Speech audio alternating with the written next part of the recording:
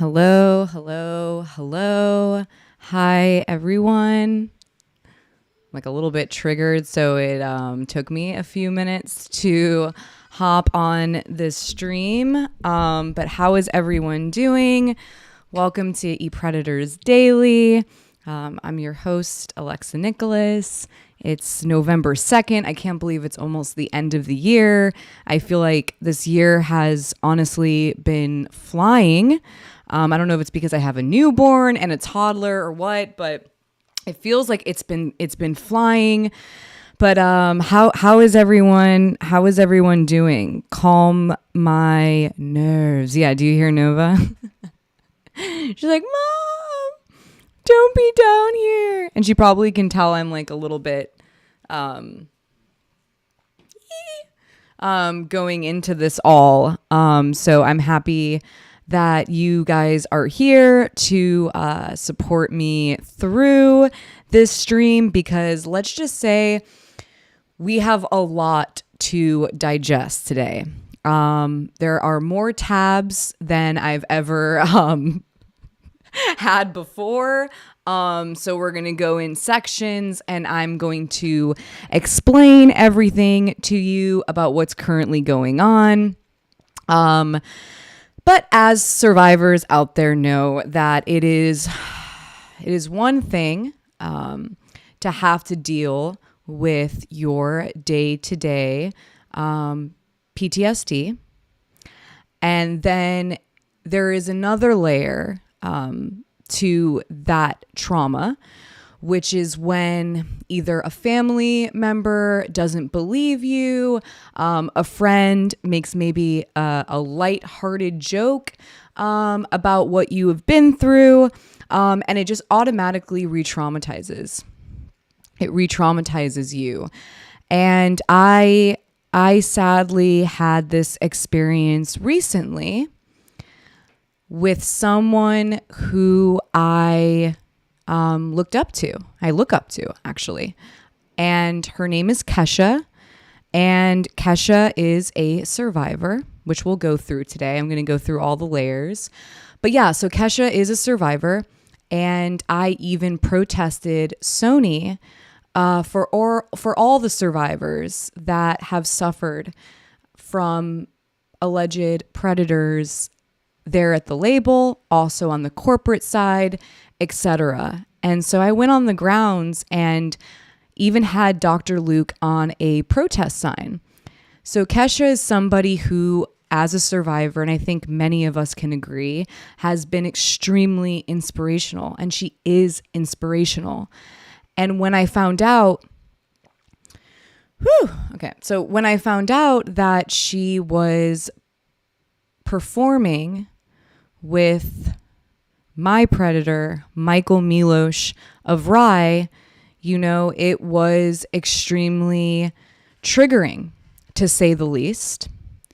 And I have been extremely open about what happened to me, what Michael Milosh of Rye did to me, and I even sued him.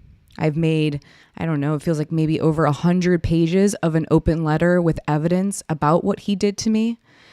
And it's a Google search away, And then I found out that she was also playing with another well-known alleged predator by the name of DIPLO. And, not only was this triggering and re-traumatizing, I was worried, what if she doesn't know? And as a survivor, there's a sign right here in the left-hand corner that says survivors deserve full disclosure, because I really do believe that survivors deserve to know if someone around them has had allegations, right, of SA. Because if you're working with someone and you find that out later, it can be extremely triggering and extremely re-traumatizing. And so, the first thought that came through my mind after I went through my triggering moment was, does she know? Does she know about the allegations against DIPLO? And does she know about my open letter with the evidence and the lawsuit, etc., about Michael Milosh? Because if she didn't, she deserves to at least know so that she can make her own informed decision how she wants to move forward with that. So, yeah, we'll get into it. We're going to go through the chapters basically so I can explain to you all what's happened in the last few days and what I've come to realize and learn, etc. But it seems like KESHA has removed herself from the Antarctica show with DIPLO, which I don't know for sure, right? I just found out last night. People were very upset with me for not knowing, but I'm a mom of a 2-month-old and a toddler, and I don't have my social media notifications on. I don't really know what's going on social media all the time. So I had no idea that she did pull out, but I still can't find any evidence of her actually pulling out, but it seems like she has removed a post on Instagram, and also the website link no longer works. So there is a very high chance that she has heard my words and my concerns and has made an informed decision for herself. And I do want to say to KESHA, before going into any of this, I'm a survivor and I've heard your story, your truth, and I believe you. And I know how hard it is to come forward about something like that. And I know how hard it is to go up against somebody with a lot of power. And I just want to say to you that you are an inspiration and I admire you deeply. And if you did remove yourself from that, I really appreciate that you heard my words and that you listened to my story and maybe possibly believed me too. And, with e-predators, it's all about survivors uniting, right? And I'm praying that that's actually the case in this scenario with KESHA, that she heard my story, or at least a little bit of it, and she made an informed decision. And it feels really, really nice, because I know so many survivors out there, when they feel they're not believed or they feel like they have to over-explain themselves, it's re-traumatizing in itself and it's extremely triggering. And so, I'm going to be very human here today and express everything to you all and go through it all. And it's going to come from a very human place, because that's the only place I really know where to come from. And so I appreciate all of you here. And I just want to say I am not angry at KESHA at all. I just wanted to make sure she knew and she could make an informed decision, her own decision. So before going into it, I do have to say in the beginning of the show, e-predators is not sponsored, and I have dedicated my life to this activism. And so ways that you can support the channel, support the mission, we'll go down the line. Just a few things, so bear with me. Where are we? Okay, so one way of supporting the channel is epredators.com, where we have merch. There's t-shirts, tote bags, and it's a great way to spread awareness for survivors. And sometimes I've heard that when someone's wearing a shirt or wearing a tote bag, that it sparks a conversation. And I think that's extremely powerful, because the more that we can have these conversations with others safely, then it can spread awareness and make a difference. So this helps support the mission. This makes what I've dedicated my life to sustainable. And so, yeah, a great way of helping the channel is through the merch on epredators.com. I keep saying my favorite is the Power to Survivors new tote, because Power to Survivors is pretty much an anthem of e-predators, and it's all about giving the power back to survivors, because most of the time our power gets taken away. And so that's what Power to Survivors really means to me, is having everyone, even allies included, feel that the power does belong to the survivors. The truth does belong to the survivors. And so that's a great way. And if you're like, okay, I don't want any merch, then Patreon is a wonderful way to help support the artivism and activism part of ePredators. Once a month, we protest institutions that have allegations of covering up SA, and we also protest alleged predators with allegations of SA. And we literally go to the buildings, or we go to a show, for example, and we protest the institution and the alleged predator.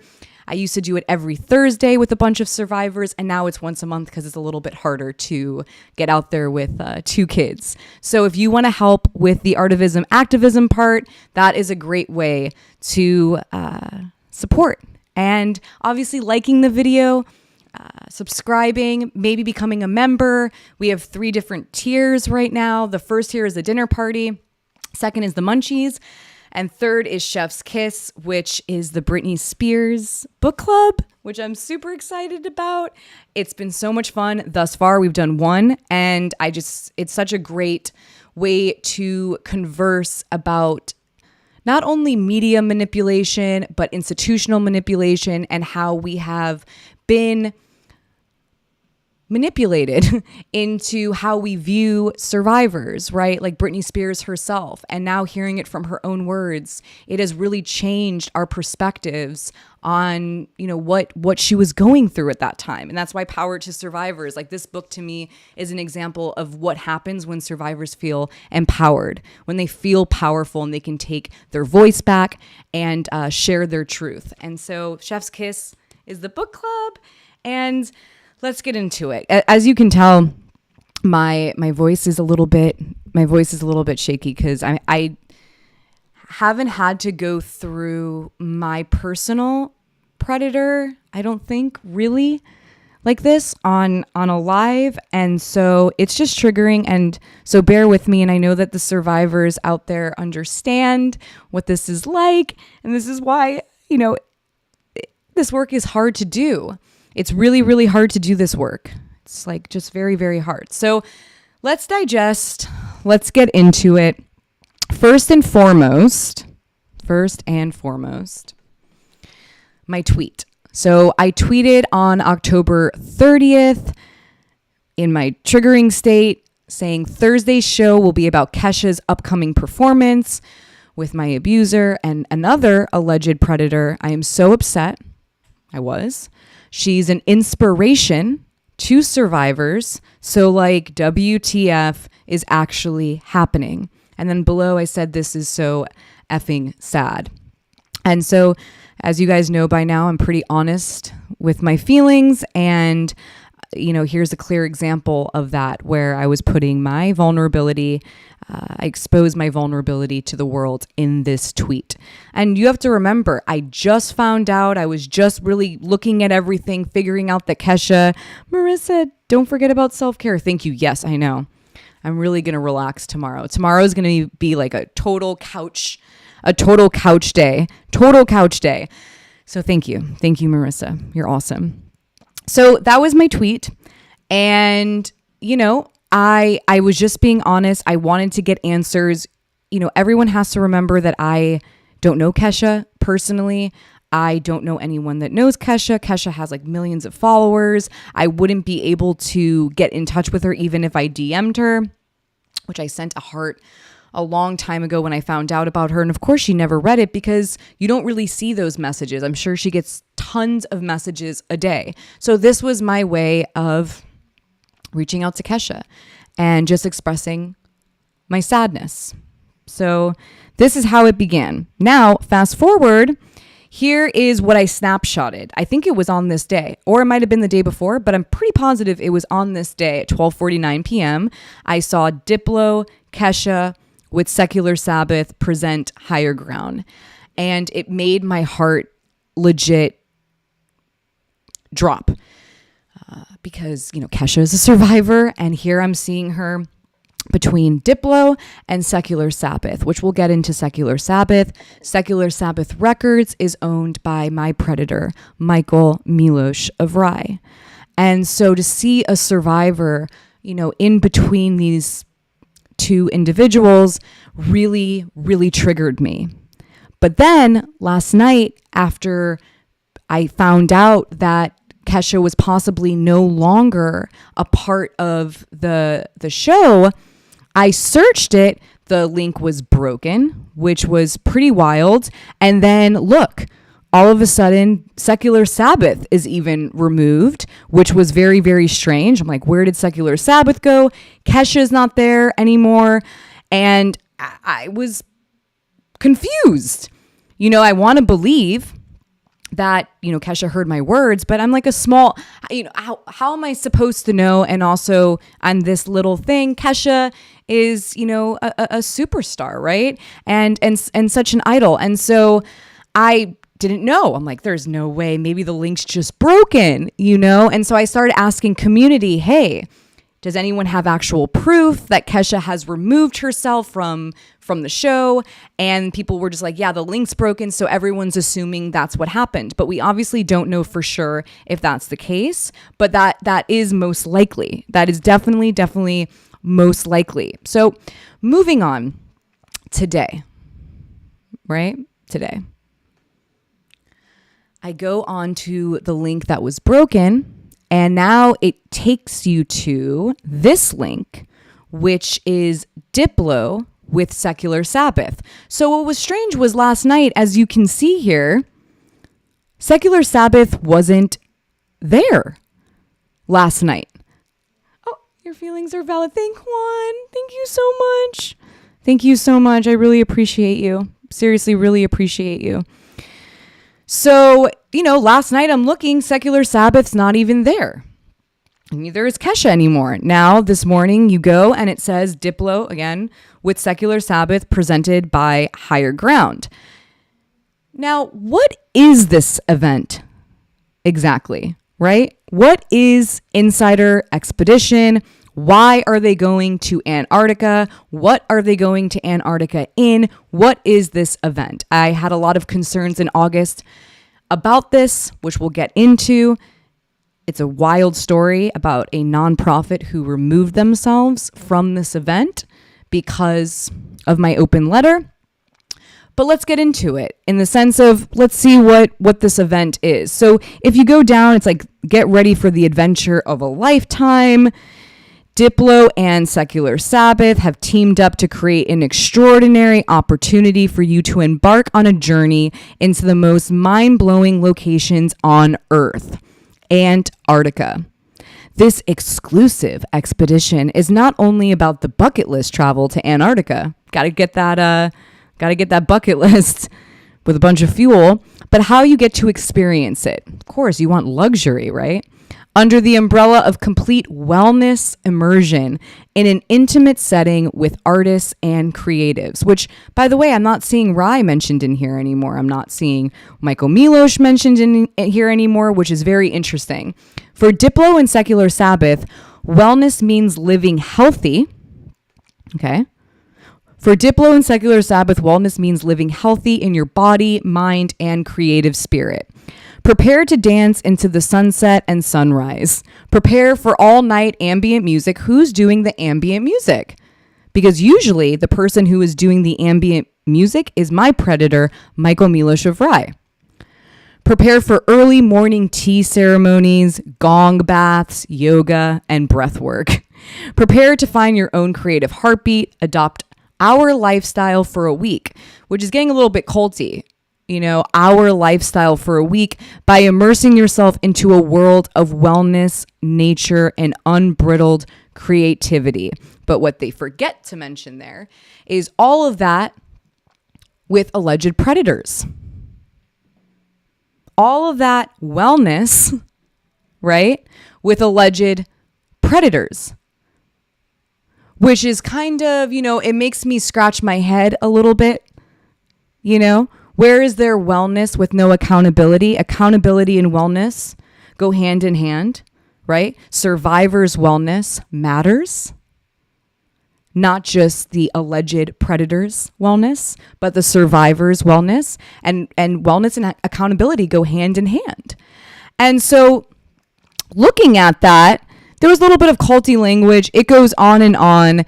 It's all about nourishing yourself, Arctic ice plunges, massages, breath work, and yoga. Activate your joy in dancing deep into the night with Diplo and friends. And I know one of Diplo's friends. And again, it's my abuser. Right? And so the language here is culty, in my opinion, but also it's hiding some components here. Not only is it hiding Diplo's alleged components, I can't even speak, I'm that triggered, but also Milosh. And so, looking at that, you're just like, I don't like how things are hidden in here. I don't like the fact that things are hidden in here. Oh, Mom. Wait, why is my mom donating money? Wait, what are you donating money for? Mom, that's so sweet. Mom, I'm going to give it back to you. That's ridiculous. You're not giving me money. Thanks, Mom, but I'm giving it back to you. That's ridiculous. Thanks, Mom. Okay. I've got words. Sounds just like Jared Leto and his band's cult. Yeah, I mean, this is what's so interesting about it is I do feel like predators, they have this, at least mine and the other, alleged predators, they have this thing to them that is very culty in nature because narcissists, right? Sociopaths have this charming, most likely, most of the time, they have this charming personality and it's getting people closer to them, to trust them, etc. And cults really operate in the exact same way, and there's always a leader to the cult. And in my experience now with my husband, there's no leader in really my relationship. I do as much listen to him and he's listening to me. But if I look back at the fraudulent relationships that I've had with these predators that I've experienced, there was a leader role. There was somebody who was making me feel like I had to ask them constantly for permission, had to ask them, if I could do this, that, with Milosh, I had one set of keys. We won't get into that today. He wouldn't let me have another set of keys. And it was all about the romance of having one set of keys. And now I look back at that and that's very controlling, right? And so there was this leader culty vibe in my fraudulent relationship with Milosh. And so, yeah, all cults and narcissists kind of act the same. It's really the same foundation. So moving forward with that, to get into, I just want to see if I missed anything. Indulge in a 5-star experience like no other. Let's see this right here. I'm sorry, I gotta make myself laugh a little bit here. Indulge in a 5-star experience like no other, where every aspect has been curated for the deepest transformational experience. Feast on gourmet meals that tantalize your taste buds and retire to your exquisitely designed cabins, offering a sanctuary of tranquility. Picture yourself on a private open-air balcony, savoring panoramic views of the pristine Antarctica panorama, Jesus, while listening to the serene melodies of special guests, maybe, possibly, my abuser, right? A special guest singing into the sunrise. Now, the first thing that makes me think is how much is this, right? What goes into this? How much is it? Can you just buy a ticket for $30? That really can't be it. How are we arriving here, etc. But let's go into KESHA really quickly. So when I was Googling KESHA and Diplo, I found that KESHA actually has known Diplo for a while. And it's here under hashtag free KESHA. May 6, 2016. So this is a while ago. This is before the Me Too movement. And right here it says, KESHA's resurgent music career just got a major assist from yet another producer, not named Dr. Luke. The singer has announced she's joining Diplo's Mad Decent block party this summer. She'll head out on tour with Diplo for his label's annual rave. So, KESHA did know Diplo before. But what I did find out was that I guess Diplo, I think in 2013, Diplo and Dr. Luke had like a publishing or record company together. So Diplo was also friends with Dr. Luke, which is interesting because, you know, here's Kesha playing with him. Now fast forward, she was on the lineup with him on the way to Antarctica. And you're going, so wait a second, who is Diplo actually friends with, right? Does Diplo believe Kesha or does Diplo believe Dr. Luke? And, you know, we know the allegations of Diplo, and so I don't know there. But it makes me a little bit concerned, knowing that he was, or maybe even still is, friends with Dr. Luke was a bit of a red flag for me personally. So moving through this, Gag Order, which is Kesha's latest album. And honestly, I actually really enjoyed it. My husband and I listened to Gag Order because this is like a Survivor album right here. There's so many songs that I could relate to, and I'm sure so many survivors out there could totally relate to this album. And it's called Gag Order for a reason, right? Because survivors most of the time feel that they do have a gag order on them, even when they don't have an actual contractual one, or not only if they're in a lawsuit or not, but there is this fear, right, of coming forward, telling your truth, using your voice. And, you know, with your abuser, most of the time the abuser gaslights you into silence, right? Or threatens you into silence. And so gag order is such a powerful term for, I feel like a lot of survivors could relate to that. But if you go down here, I just want to get into the Dr. Luke thing really quickly. So the album title is supposed to reflect the situation she has been under due to the legal case against producer Dr. Luke, leaving her unable to speak or comment on it. The legal battle was initiated by Kesha, who sued the Predator for sexual and battery in 2014. In response, Dr. Luke countersued her. So we all know the city Predators. You know, this is usually what ends up happening when a survivor goes up against someone extremely powerful that has access to powerful lawyers. They will countersue with a defamation. So, and the case was set for trial in July 2023. However, Kesha and Dr. Luke released a joint statement stating that the case reached a settlement a month before the trial. And that usually happens. That actually happens a lot. You know, it's so exhausting being in litigation, and I'm just hoping that Kesha was safe through that. She felt supported, etc. Labeled post-pop and emotional exorcism, the project finds Kesha at her most vulnerable. And you feel it in the album. You totally feel it, and I can't recommend it more. I really think everyone should listen to Gag Order.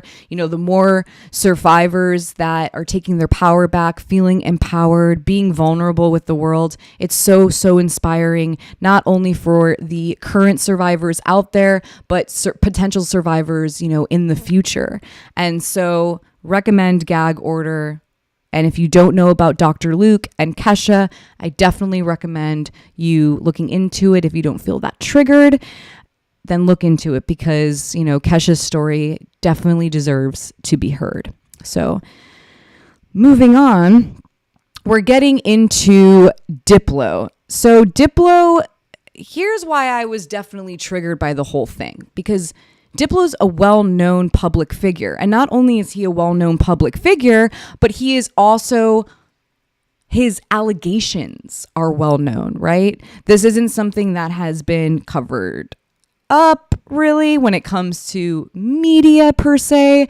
There has been a good enough coverage about it. Sadly, with the arbitration stuff, that to me personally, in my opinion, felt a little bit manipulated in how the media spun, you know, the headlines around arbitration. And just to clarify, when it comes to Diplo, he still has an ongoing lawsuit, right?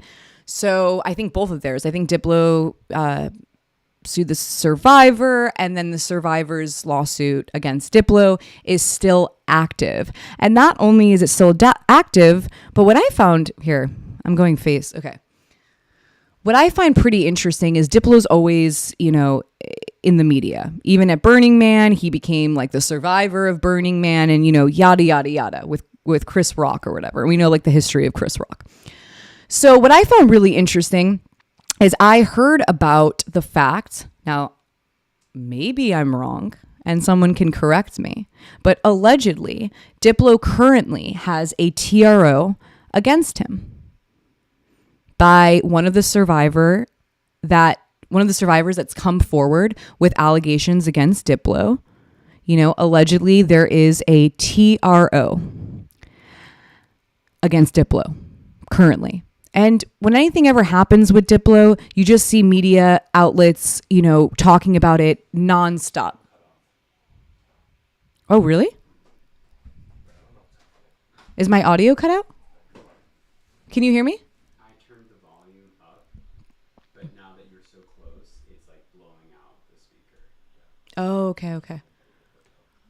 Can you guys hear me though? But I can't even hear you. We can always hear you. No, he's saying he can't hear me. He literally can't. You did on the mic? No. Just go to the... Wait, 1 second, guys.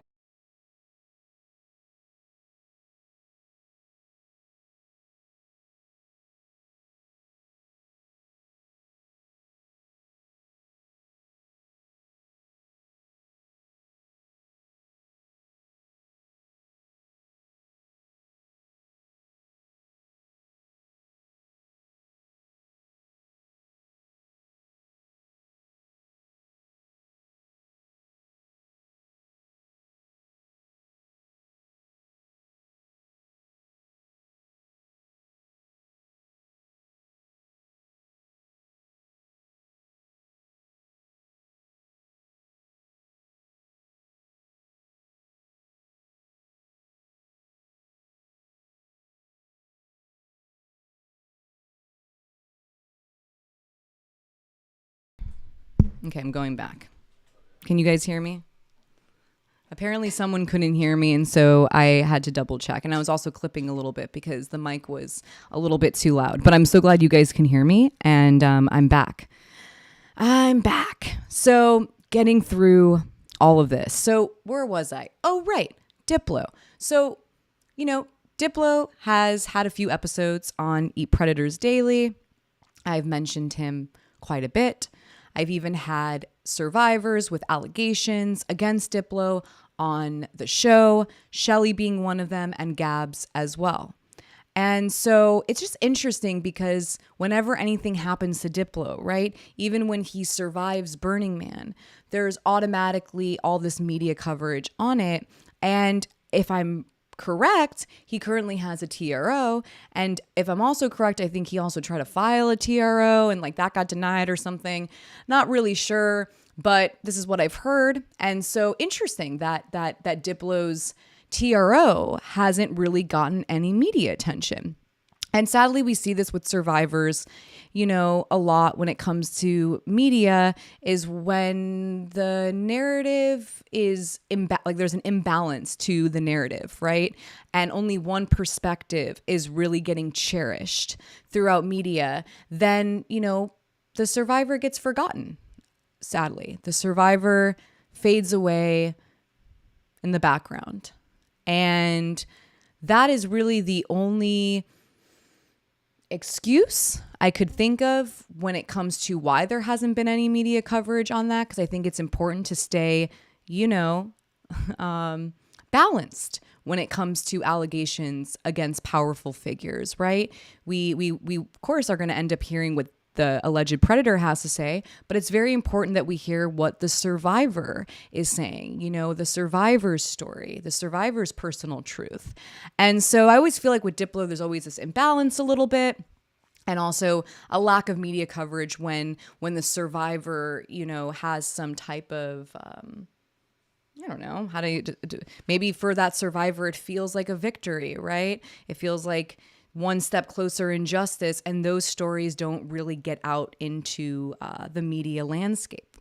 So that's what I think what's going on with Diplo currently. I'm pretty sure, allegedly, there is a TRO against him. So moving forward, here's Diplo has had multiple allegations against him.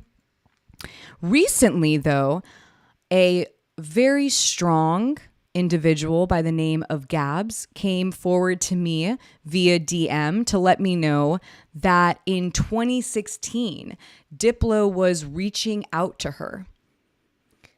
when she was 15 years old, allegedly.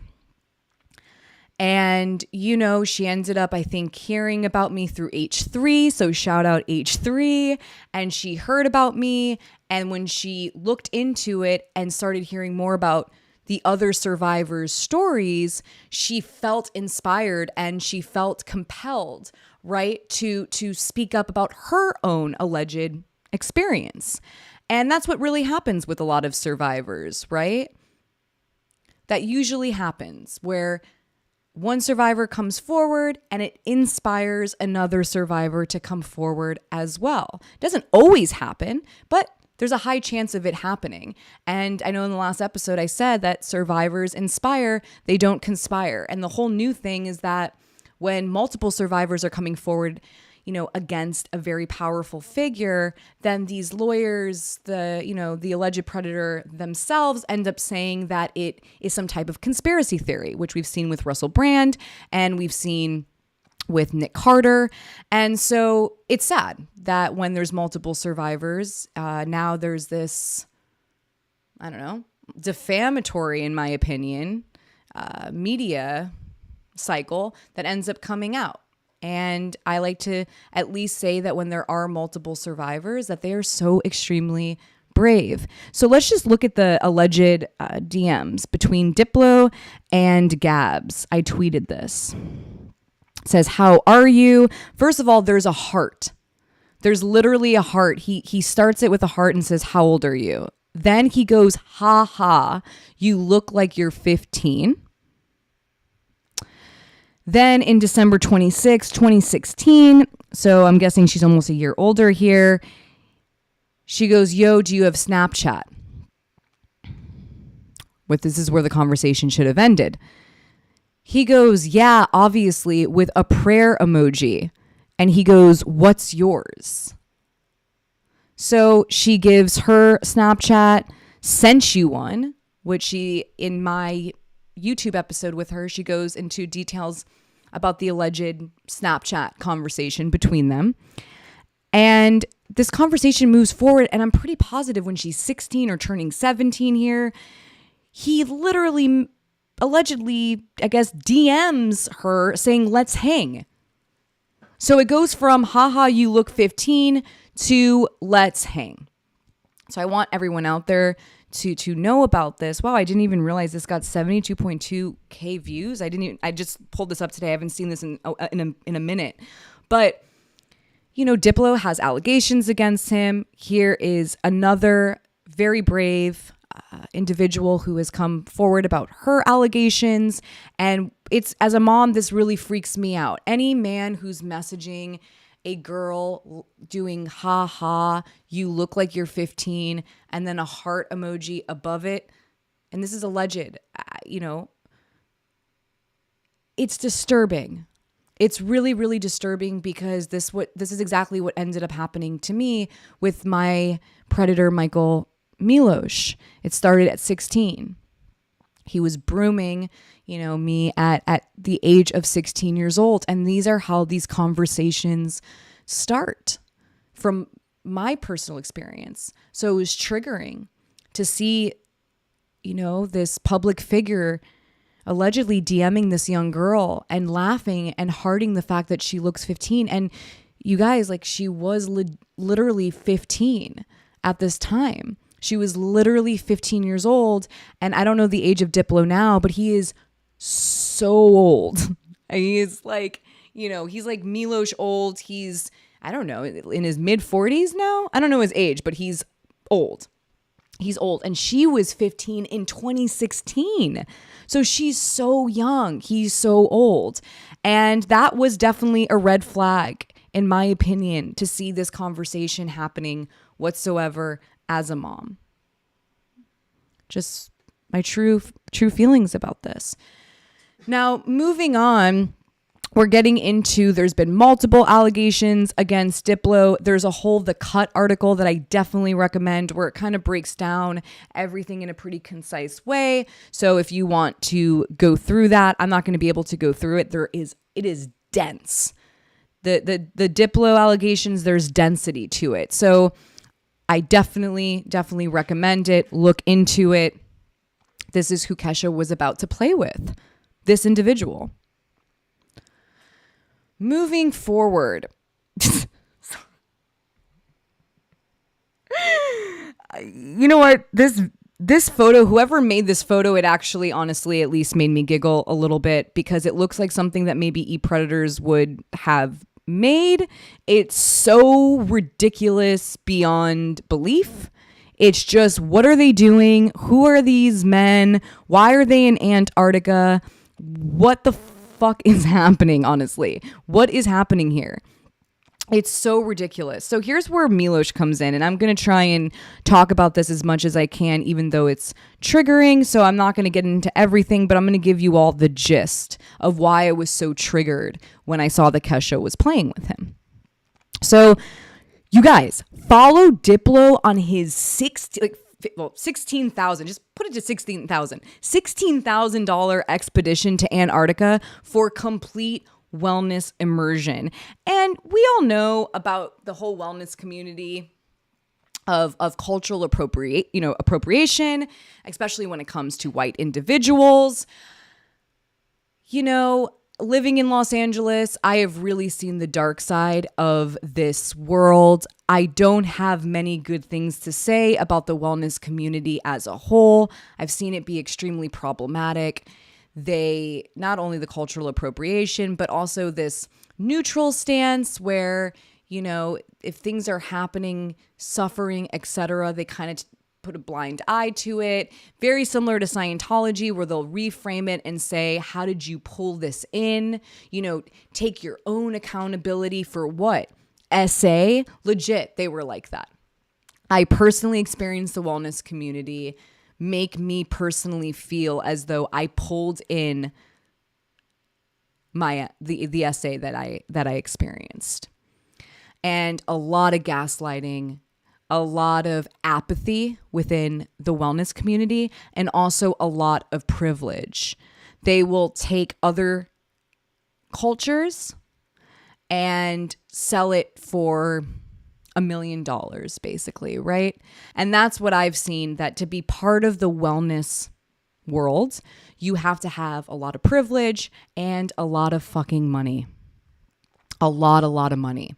So apparently this show that Kesha was going to be performing with Diplo and Secular Sabbath is $16,000 a ticket.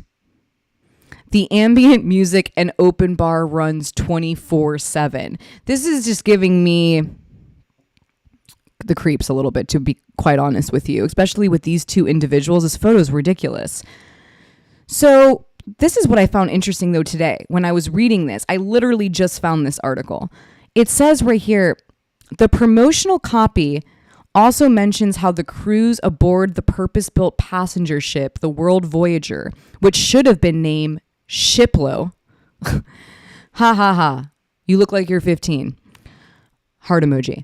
Will bring together a multitude of musical artists and DJs. Apart from Diplo and his Stereo Gum notes, the only additional artist named in the material was Rise Michael Milosh. Though the munker, I've never even heard this, of the lawsuit mired Canadian has since been removed from the expedition website. Now, what do you guys think happened there? Why was Michael Milosh once included and then all of a sudden he's taken off? Does that mean he is performing there? He is going to Antarctica?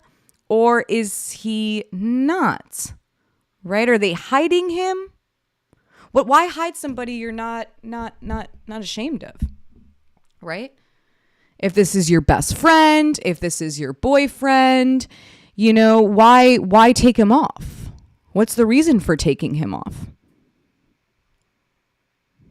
Right? Sorry, but my mind can't help but wonder, why was he on and then taken off? And why was Kesha on, you know, and now taken off? Because it seems like Kesha left that show. But when it comes to Milosh, I doubt that he wanted his name taken off of that. So I'm very curious why he was removed. Very weird. So little bit of history. Secular Sabbath Records. So Secular Sabbath is owned by Michael Milosh's girlfriend, and in my personal opinion, enabler, which I'll show you some videos later of my interactions and experiences with the owner of Secular Sabbath. But here's Secular Sabbath Records. Secular Sabbath Records is owned by Genevieve and Michael Milosh. Okay, so Secular Sabbath, I'm pretty positive, owned strictly Genevieve, and Secular Sabbath Records, we'll show right here. Let's pull it up really quickly. Where'd it go? So right here, a label from Rye and Genevieve. So they own the record label together. So I'm guessing when I came forward with my truth that Milosh was removed, I don't know, from his record label. And then they, I guess, started this record label where now he could release his albums on this. So that's the history of Secular Sabbath Records, which I don't think anyone even knows what it is. And that's why it's kind of important to just let everybody know who the other part of this Antarctica luxurious expedition is. So moving forward, this is why I'm getting nervous. Once I get over this part, you guys, I'm going to feel a little bit more relaxed. So here is Michael Milosh. This is my abuser. The quote is, "Your childhood is gone." The accusations against Rise Michael Milosh, and as you can tell here, "your childhood is gone" is in quotations because he actually wrote that to me in a email, which I'm not going to go through all the things he did to me. But I do want to show something that is extremely telling about him. So here is after the trip, Milosh and Nikolas kept in contact. I don't even romantically, though he was still in a relationship with another woman whom he was living with. Milosh shared his ideas for projects he wanted to film with Nikolas. One video he proposed involved having a knife go down Nikolas's throat and enter her V. Another was a short film about their relationship. In an email, Milo shared an instrumental piano song and wrote, "I would like to use it in the first S scene that shows some sort of epiphany, an awakening into womanhood. I think it would be beautiful to have shots of your eyes staring into this new lover's eyes, this photographer who is invading. The sadness is in the simplicity that you will never be the same. Your childhood is gone." So I think it's just really important to show this. Marissa, thank you so much, Marissa. I just think it's important to show this because he put this in writing, right? And then he said, after my childhood is gone, he said he found unbelievable beauty in this. This is the kind of person that Michael Milosh of Rye is. And I still do, tons of evidence of this behavior, right? And, still seeking justice, right? In the ways that I can, which is extremely hard. So when I see that a survivor that I admire is possibly playing with him, I also want to make sure that she's safe because I don't know if that person is safe around that person for obvious reasons.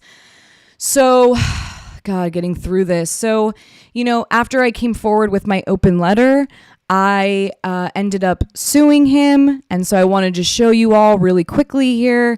Here's Zoe 101, Illum, everyone knows me for this. Alexa Nikolas sues ex-Michael Milosh for alleged abuse. And so I did sue him. And one day I'll end up making, maybe I'll make my open letter into video. But obviously it's still very hard for me to just do this right now. So we'll see when I can actually get the strength to do that. But long story short, I ended up dropping my lawsuit for reasons that I will. Well, actually, it's already in my open letter. If you look at Proclaim Liberty on my Instagram page and Groom by the Groom, can't even say these things on YouTube. If you find the open letter, you'll see all the evidence there and, what I sadly had to go through. But I dropped it without prejudice. So I am able to refile my case. So just want to say that.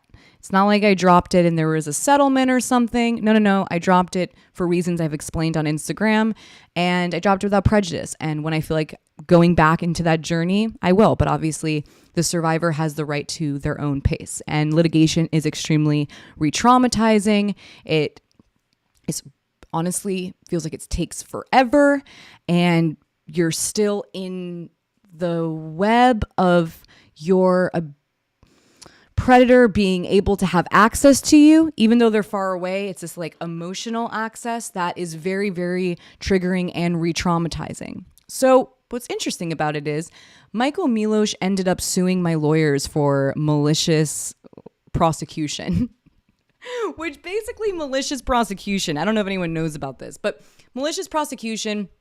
Oh, Quan, thank you so much. Thank you so much. I need the hugs right now. I need the hugs. So malicious prosecution is when someone has sued someone with no merit. Like literally it's used for when there is absolutely no merit, there's no evidence, there's no nothing. And the weird part about it is I have tons of evidence when it comes to Michael Milosh. I have the evidence, too much evidence, right? I saved everything. I sadly saved every single piece of evidence. And he put it all in writing because for a long time, I knew him long distance. And so it was all, a lot of it in writing. And so he thought, I don't know, Brian Freeman was his lawyer as well. And we all know Brian Freeman. Do you want to bring some Brian Freeman, I don't know how you call it, emojis into the chat? So he had Brian Freeman. I guess there was some threats about malicious prosecution. It made no sense. That's a story for another time. Fast forward, Milosh ends up suing my lawyers, not me. Because if you were suing me, then I'm going to guess and assume that means all of my evidence gets to be shown. Right? And so he just sued my lawyers. And it was a way, in my opinion, to get himself back in the headlines in what he thought was a positive light, right? Like Milosh is striking back. I don't know what, dude. You literally were whatever. We're not getting into that right now. But yeah. So that's what he ended up doing. He ended up suing my lawyers for malicious prosecution. And guess what happened? Oh, there's Brian Freeman. I wonder if Brian Freeman's watching. Yeah. So look what ends up happening here, which is pretty interesting. So Michael Milosh of Rye's lawsuit against ex-wife's attorneys thrown out. Yep. Oh, and that was a long journey right there to wait to see what happened, because I obviously knew what was going to happen because there was merit, there was evidence, etc. And even the judge made a statement that was in my favor, that I did have enough merit, to seek justice against Michael Milosh, So that lawsuit gets thrown out. And then I guess Michael Milosh is on his way to Antarctica, which is usually how it works, right? And so that was a couple of media cycles. He got to have 6 months feeling, I guess, something, and it was very triggering. I actually found out that he was suing my lawyers when I was on the way to do the Live Nation protest. And I was crying because it was super triggering. And, the worst feeling in the world is when you feel like you're not believed. And when you feel like maybe you've been vulnerable in front of the entire world and you've just been put aside, right? Like your truth doesn't matter. And so It was a very, very triggering time. But fast forward, the lawsuit did get thrown out. And so, from my knowledge, there is no longer a malicious prosecution lawsuit. So very, very happy to hear that. I just want to get over this Michael Milosh part because he really triggers me. Okay, so let's go back to this luxurious expedition. What the flying fuck is this? $16,000 a ticket? Who is even able to afford this experience? And Antarctica of all places? Antarctica of all places. We should be not touching Antarctica in any fucking way. Antarctica deserves to be left alone. And the fact that a bunch of privileged wellness individuals are just rolling up in there in a cruise, private jets, etc., is extremely alarming. So when I looked into it, I had to go, okay, so what exactly is happening here? So you get on a cruise, which we'll get into the environmental impact of a cruise like this, but you have to spend, oh my God, pay deposit. Look at this here. So it's do you guys see this? $31,000. Basically $32,000, and you have to pay $10,350 up front. Like what, how is this even possible? And then look over here. So what I found really interesting was round trip flights on a private charter jet to Antarctica. So not only are they going to be on this cruise that has an extreme environmental impact, unforgivable environmental impact, but they're also going to be on these private jets too, or a private jet too, to and from a place. So all of this fossil fuel is just being burned, right? While they claim wellness, while they claim spiritual privilege. It's actually shocking that this is happening. Like, first it was the trigger of KESHA, Milosh, DIPLO, etc., that whole thing. But then to find out what this event was and still is, they're just partying while they are hurting our planet. And as a mom, I find this to be extremely alarming. We want a future on this planet, right?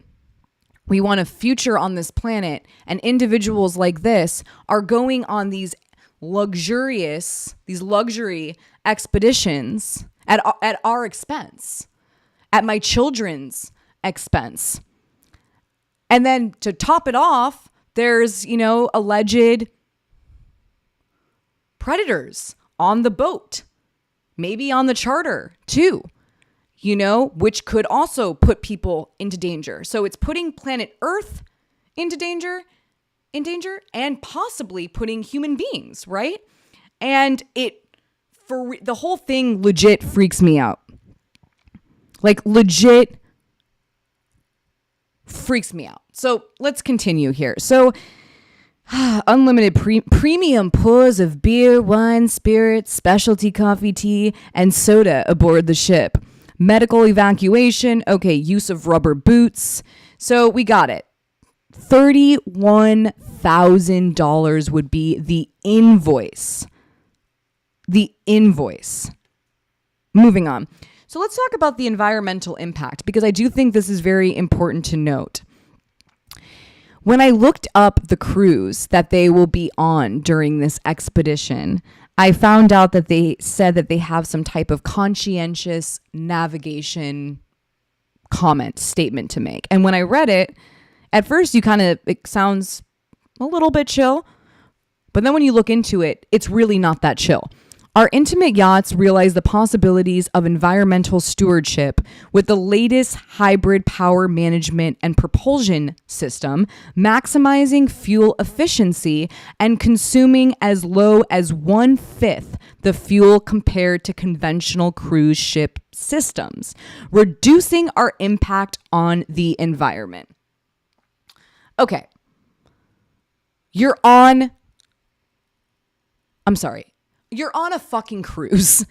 What you're reducing what? What exactly environmental impact are you reducing here? You shouldn't be going, you know how to reduce it? Don't do it. Don't make that cruise and don't bring that cruise over to a fragile ecosystem like Antarctica, right? I mean, come on. To hear a company like this luxury, whatever corporation saying that they're thinking about the environment, to me, that's predatory. It seems very manipulative and I don't believe it. Because the only way to actually save the environment and protect the environment would be to not have this happening whatsoever. To not have it happening whatsoever. Just what the fuck is this? So I had to look into it a little bit. And first I wanted to look into jets, right? So let's look into the jets. So a private jet, gallons per hour, 222 gallons an hour. And it looks like they're on the charter for 2 hours. So right then and there, right? That is out of control. For what? For what? Which we'll get to. I know why, for what, but this is alarming and this is privilege and this is, honestly, this is death, right? This is beyond problematic. If these people, which it's so sad because the people that, you know, obviously don't have the type of money to go on this expedition, right? They're the ones who get told, you know, get the less plastic this and the hybrid that, while these individuals are just blowing through gallons of fossil fuel, you know, at our expense, at our future's expense, at our children's expense. And most of the pressure for climate change is put upon the people who could never in a million years afford this wellness expedition. Never. And the fact that they're trying to say that it's somehow they're thinking about the environment is like, I just want to say, fuck you, man. Like that's such a lie. That is such a lie. Because if you did care about the environment, if you actually cared about the environment and you cared about wellness and you cared about human life, right? And you were spiritual, you wouldn't be going on this cruise. This cruise would not exist. This luxury expedition would not be happening because it is insulting to the rest of us. And it's also insulting to the earth and our future. So moving on though, it gets worse. Then I had to look into how much fuel is used in a cruise, which blew my mind. And so remember, they're 1/5 or whatever of what the standard cruise is, I guess, which is what makes them a little bit less predatory. Just a little bit less predatory, you know, just a little bit less. Smaller cruise ships may have a little less fuel usage at around 150 tons per day, which is still a significant amount. 150. Between like the 500, the waste here, the waste that is happening, the fossil fuels that these individuals, these privileged individuals are able to waste is beyond alarming. What is everyone feeling here? Such grifters. God, I need to have a sip for a second and breathe. Like, what? And this is about wellness. So secular Sabbath, Diplo, wellness. Wellness for who? Wellness only for them. Right? And that's usually how the 1% is. The 1%. It's all about wellness for them. And then they get to say, oh, but I'm using a cruise that's a little bit more mindful about the environment than the other cruises, while no one's going on a fucking cruise like that. Not only do they not want to go on a cruise like that because it's extremely damaging to our environment, but also they don't even have the resources. People are paycheck to paycheck. People are legit paycheck to paycheck, surviving, living wage. While these individuals get to claim that they are all about wellness, spirituality, being conscious about the environment, while literally consuming hundreds of gallons of fossil fuel. If that doesn't say a lot about these individuals, by the way, regardless of the allegations, I'm not even, let's not even put the allegations here. This is alarming. This is extremely alarming. Only a specific type of person is down to do something like this with no apology, no regret. So this is where it gets wild, you guys. So in August, when I found out about this, because first I knew that they were playing the show, but recently I found out that KESHA was added onto the show. So when I first found out about the show, I saw that this nonprofit for the environment, for the ocean, was in a partnership with Insider Expedition, with the show. And I guess Diplo, I don't know, correct me if I'm wrong, Miko, but I think it was Diplo. He was posting on his TikTok or whatever and put the nonprofit in it, tag them in it. And I'm going, a nonprofit wants to be part of a luxurious expedition to Antarctica for what? Isn't that the thing they're fighting?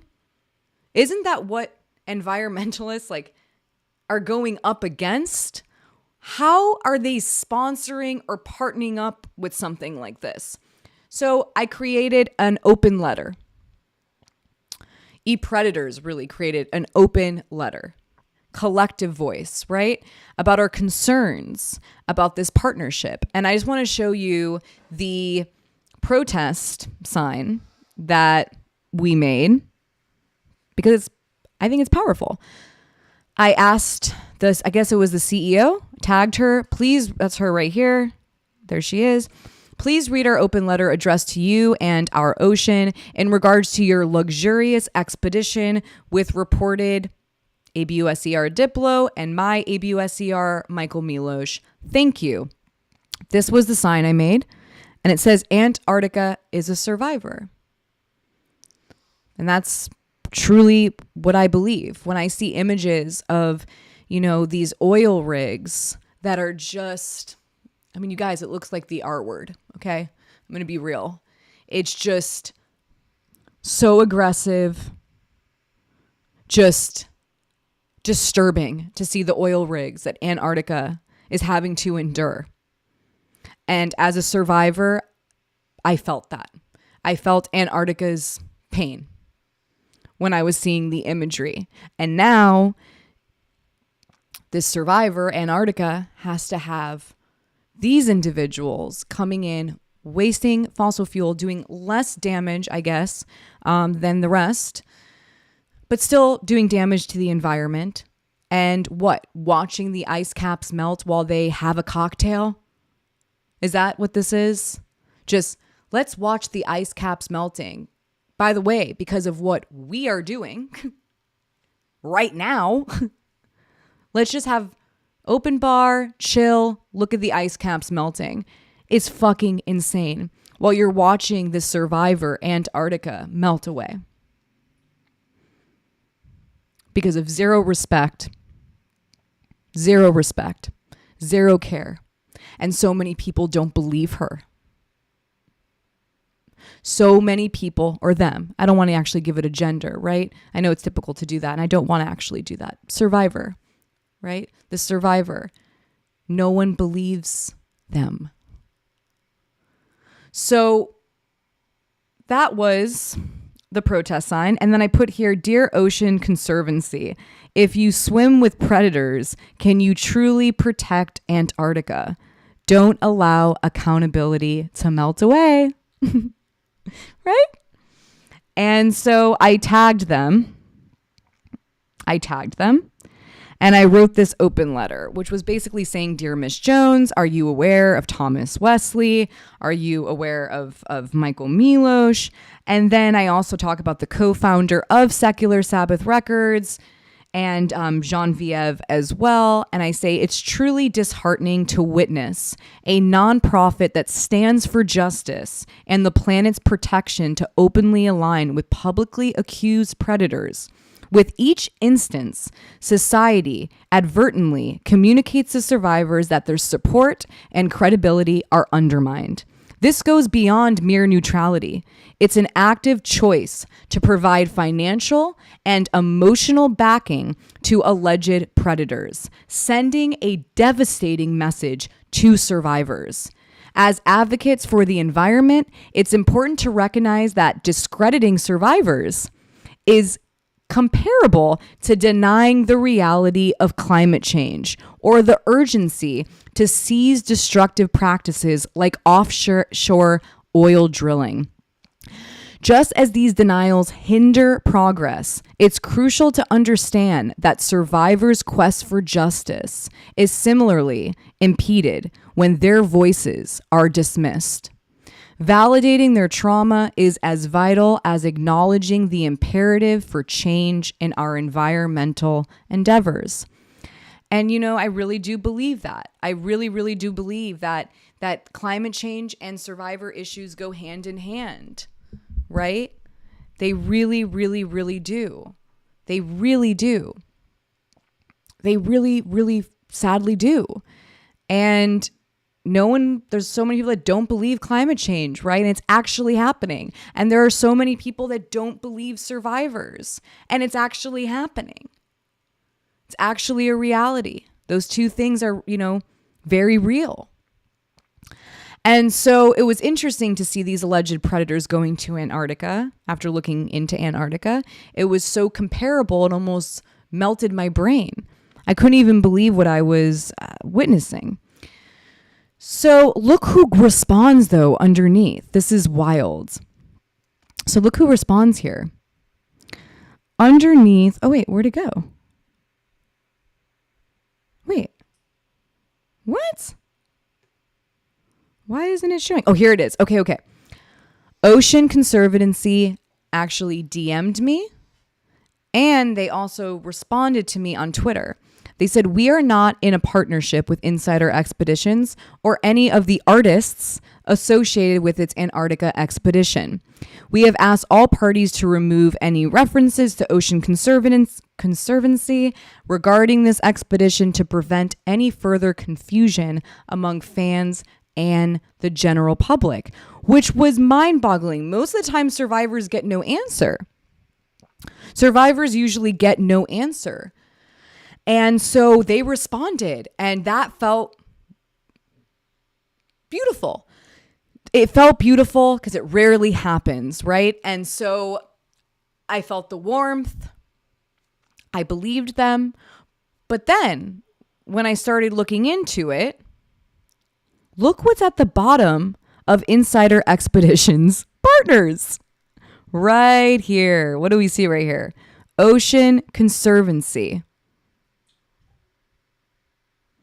Ocean Conservancy. Didn't they just say right here, we are not in partnership with Insider Expeditions? But if you go right here, it says some of our partners, and Ocean Conservancy is literally mentioned as one of the partners. So that's a little bit triggering because now I don't know what to believe there. I don't believe that if they were telling me the truth or not, because it was too easy to find a discrepancy, when it came to what they were communicating, their statement to me. That was a little bit of a red flag, and I can't personally say what I believe. I can't say what I actually believe there because looking at that, is a huge, huge, huge red flag. Huge red flag. And I would like to know why they are on the website as a partner, but yet telling someone like me that they aren't in any type of partnership. So going back to Diplo, now it's important for us to get into who is secular Sabbath. And, you know, before I go into this, I do want to say there's a little bit of a trigger warning because there is footage of the owner of secular Sabbath calling survivors evil for coming forward, which is victim blaming. Beyond victim blaming, I actually haven't heard many people even say those words really. But also there is footage of the owner of secular Sabbath laughing at me and other survivors. I was pregnant, 6 months pregnant, protesting rye. Right? She was already in the venue with other survivors, and she comes out there to laugh at us. The owner of secular Sabbath, who, by the way, Kesha was recently at an event for secular Sabbath and tagged secular Sabbath. And that's why I was very concerned for her, because the owner of secular Sabbath, in my opinion, is anti-survivor. My personal experiences with the owner of secular Sabbath has been anti-survivor, victim blaming, shaming, telling me I'm mentally unwell when I came forward or even asked a question. You know, the list goes on and on and on, honestly, when it comes to Genevieve. It goes on and on. So trigger warning, there's victim blaming coming up. There's laughing at survivors. There's anti-survivor language that's upcoming. So warning, warning, warning. So here's secular Sabbath. There's the little lamb. Here's the website. So, you know, her whole thing is activate your sensory self through ambient music-centered experiences. The whole thing seems to be basically this rich hippie, I don't know, day, sometimes multiple days, retreat where, you know, people come together, a little bit of cultural appropriation with the tea ceremonies, and they are making tons, I think they're making money, you know. I'm not sure how much the membership is, but I'm sure it's hundreds of dollars to go to this, to experience wellness. Here's a photo of kind of what they look like, kind of giving a little bit of a culty vibe. Here's a sweater of theirs, $100 for the sweatshirts. And here's Milosh again. So Milosh is all over this page, by the way. He's up here, right there. And, you know, he's whatever, down here. They have no shame about that. So there's secular Sabbath. But recently an article came out about what these secular Sabbath events entail. And I found it to be really interesting because wait till you guys hear this headline. Can you find God in a bikini? I'm sorry. I know, I just need to laugh for a moment. This is a legit article. Can you find God in a bikini? So finally, someone has gone, I guess, to one of these events and letting us know what happens here at a secular Sabbath event. In a city where religion is dead, the young search for a higher power in a sauna with Diplo. I can't even believe this is a sentence, to be quite honest with you. The young search for a higher power in a sauna with Diplo. And this is somebody who I don't want to get into it anymore. We get who Diplo is. But when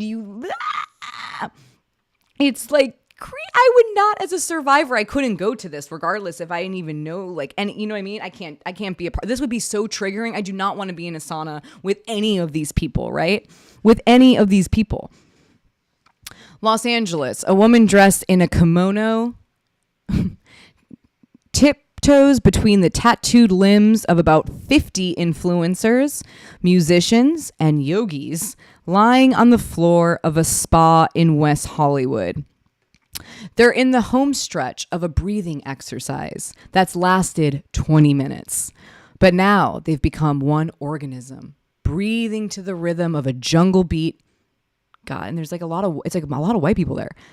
A jungle beat on the stereo. Their stomachs rising and falling like a hive mind. First of all, I am a survivor, technically, of a cult as well with my husband. And this is giving me culty vibes, in my opinion. There's just right away, first paragraph, hive mind is very culty, very, very, very alarming. At the end of this, the instructor prepares the crowd. We're going to have the opportunity to create sound, to move that what needs to be moved. Okay. The participants, which include one of Demi Moore's daughters, a DJ with face tattoos named Diablo, the singer KESHA. Oh, so here, yeah, KESHA's mentioned right here. And Krotchy. And Krotchy, by the way, is the other individual who came out to laugh at me and all the other survivors at that Rye protest. A model known for her 2 differently colored eyes, breathe more deeply into their white robes, create white robes. It's already giving me Kundalini call vibes, creating a song on top of the song with their huffing, ooh, ah, ooh, ah, ooh, ah. Sorry.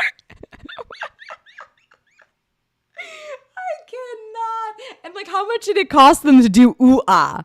You know, I bet ooh ah cost them like $300 to $400 to literally do that. Wait, perfect for a godly. Who is Diablo? I don't even know who Diablo is. Please send links. Okay, so then the instructor wearing silver hoops the size of cantaloupes gives a quick countdown. 3, 2, 1. Suddenly, everyone is screaming. I would be screaming the fuck out of there, by the way. I would literally scream my way out of there immediately. Girls arch their backs and howl up at the ceiling. When a few run out of air, they almost moan. What is going on here? Is this real? That's when some start to clap, others cheer, and one man breaks through with the staccato call of a dolphin.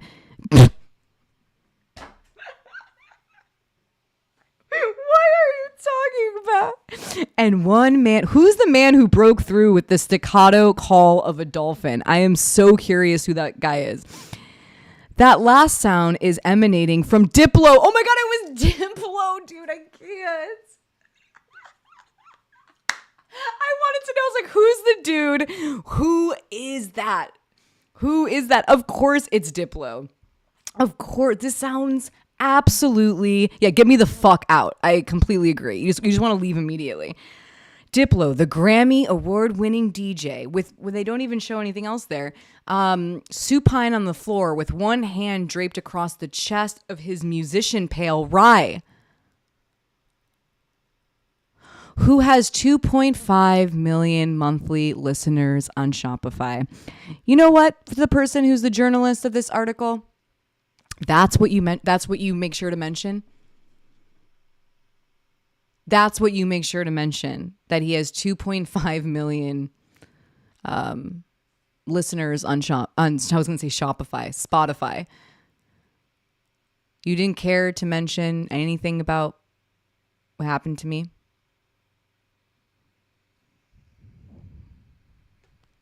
Sorry. I don't matter. I started doing some animal noises at the end. Diplo reminds me of Tom Cruise in Magnolia. Was it Sweet Magnolia? What's that movie? Not Sweet Magnolia. I'm thinking about Brandon Quinn. What's the movie P.T. Anderson where Tom Cruise plays like the creepy life coach dude? That's the vibe I'm getting here. I started doing some animal or kind of like Zoolander.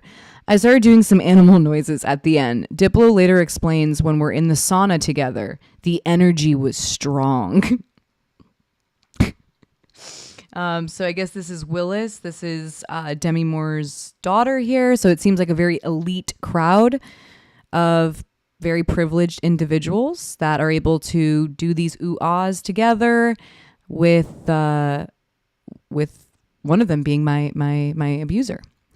Welcome to Secular Sabbath, the members-only club that hosts bi-monthly events, usually in Los Angeles, but also in Iceland and Mexico City, and at the end of the year, Antarctica. Colorful images of its young, beautiful, and sometimes famous. This is so colonial, like the way that they're describing this is just making you almost feel like if you're not there, you're not cool. Like it feels like an ad more than it feels like it's actually journalism. It kind of makes you feel, I don't know, the way it's written, I can tell this person is possibly a fan of this experience, more so than I would like to maybe believe. Adherents have quickly spread the word of its mission on Instagram. For Genevieve Meadow Jenkins, the community's 32-year-old founder, Secular Sabbath is a continuation of her youth spent at the Esalen Institute, a wellness retreat in Big Sur, California, which was famously portrayed in the final scenes of Mad Men. Her parents were body workers at Esalen, where her mother developed a new kind of massage based on the atmosphere, and her father meditated sometimes for days at a time. And even though she says most people raised in Big Sur never leave, she knew she had a higher calling. She has a higher calling. Ooh, okay.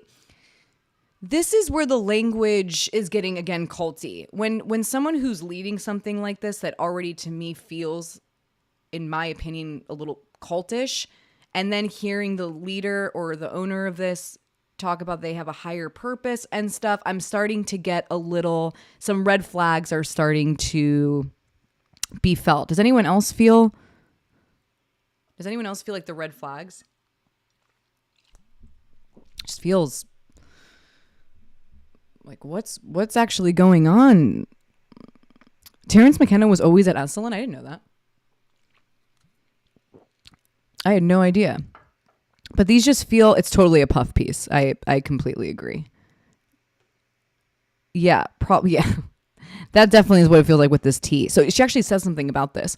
I knew that I had to share my upbringing with the world, Meadow Jenkins tells me. And Secular Sabbath is this chrysalis of what Esalen was in the 90s when I was growing up. She says Esalen has since become commercialized, selling workshops that last a few days but can cost upward of $10,000. Isn't that on stolen land, by the way? Unless you snag a sleeping bag space for a few $100. In 2016, she started distilling its spirit for a new audience, offering pop-up experiences at spas, Joshua Tree, and private homes. A $180 annual membership fee allows anyone to purchase a ticket to her events. So you have to spend $180. So wait. You have to spend $180 a year to be able to just buy a ticket? Does that not sound like the typical? She's trying to say that Esalen got too commercialized. It seems like Secular Sabbath is falling in the same footsteps. I love that she's saying that she feels that Esalen got commercialized, but yet she has this experience where it costs $180 a year to just even be able to buy a ticket. So she can make more money, which let's see how much these tickets are, because it's pretty... Yeah, meditation for days at a time is a recipe for psychotic breaks. Yeah, that's a little bit alarming too. So it says, okay, so fees allow anyone to purchase a ticket to her events, which generally cost $75 to $400. So you have to spend this to be able to spend like $400. Interesting. And feature breathwork, cacao ceremonies, and sound baths, often played by Rye. Real name, Michael Milosh. So we got the gist of who that is. Who the fuck is this dude? This is is that Michael Milosh? I thought that was. This is the weirdest. I don't even know what's actually happening here per se. Okay. All right. The purpose of her Secular Sabbath sessions is to connect her couple hundred members to a higher power. Oh, here. I didn't even realize it was this culty vibe. I really did not realize that until this article. This is very weird. I hope that they connect with a sense of purpose through God or something greater than just themselves. Oh, here. The purpose is to connect her couple hundred members to a higher power at a time when attendance at religious services across the country is dwindling. I hope that they connect with a sense of purpose through God or something greater than just themselves in this world, she told me. In other words, even though Americans are increasingly giving up on church, they're still looking for God. This is I'm getting this icky vibe right here. Even in a sauna with Diplo. Wait. Did she say that? In other words, even though Americans are the journalist is. This is even in a sauna with Diplo. Meadow Jenkins, who was raised Jewish, says she rarely goes to temple now, but still finds God all around her. Okay. The other day, I was upset about something. And in that moment, I asked God for help. She says, in moments of vulnerability, it always does in some way come back to God. I was part of the cult Kundalini, and honestly, this photo here, you know, when you have people doing extreme breath works like this, it can get you into a state of mind where you're more susceptible to things that you wouldn't be susceptible to if you weren't bringing that much oxygen straight to your dome, basically. And my really, really good friend Sibi, you know, he's from India. We talk about this a lot. And the first thing he told me when he went to a Kundalini class was how it was too much breath work and that you're actually not supposed to do that much breath work because you can even pass out. It can be unhealthy to do too much breath work. And he said that it puts you into a hypnotic state. And so if somebody didn't have the best intentions, then they can get you to believe things or possibly even do things that you wouldn't normally do. And it can become an addiction. It can actually become an addiction because you get addicted to that rush from being, you know, too much oxygen going straight to the dome. You're not supposed to breathe like that for 20 minutes. It's not necessarily healthy for you to even do, but they do sell it like that. And there's a lot of manipulation and falsehoods when it comes to new age spirituality that I personally experienced when dabbling in it for a few years.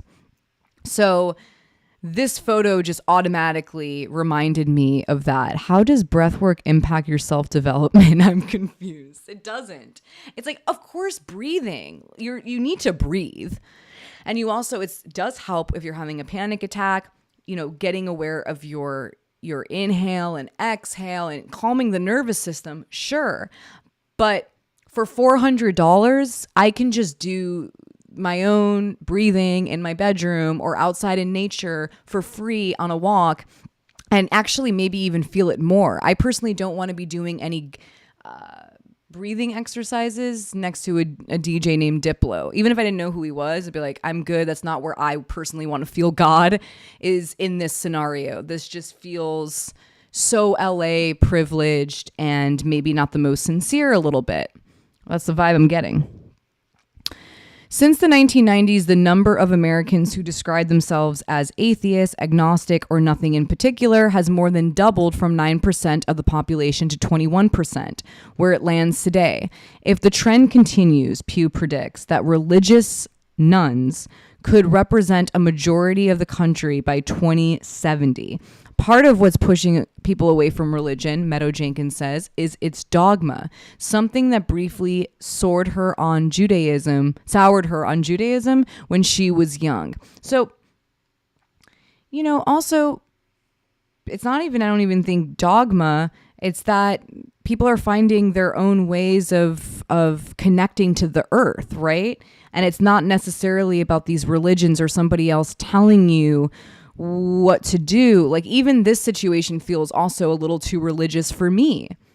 Secular Sabbath. Like I'm getting the dogma a little bit. Like you have to spend this money, go to this thing. You got to, you know, if that even feels dogmatic to me personally. And I think a lot of us are maybe getting away from that because they're finding other ways of connecting to themselves possibly or connecting to nature. And I think that's for each their own, you know. I don't even think it's just dogma. And it's just interesting she's saying dogma when what I'm reading here seems a little bit dogmatic. Just a little bit. All right, let's get through this. So once while visiting her Orthodox relatives in the Midwest, Meadow Jenkins remembers them asking her not to eat with them because her Subway sandwich wasn't kosher. It was so negative for me because it was so rule bound, which I understand that. She says, and I knew when I created Secular Sabbath, I didn't want it to have many rules. I want it to feel like you can be any version of something and will be included. What's interesting there is that's a red flag to me, just because what is that going to say to someone like Milosh, right? Who has harmed me and, you know, other people. What does that say to him?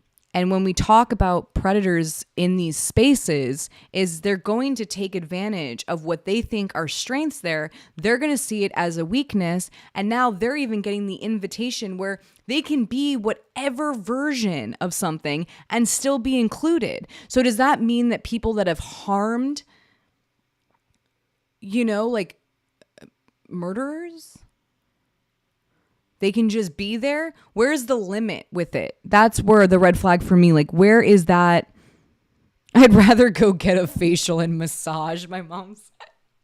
I would rather just go for a walk somewhere. Like, legit, I would just rather go for a walk than spend $400 to sit next to a sweaty dipshit, you know, in a sauna. Like, I'm good. I don't need this personally. Thank you.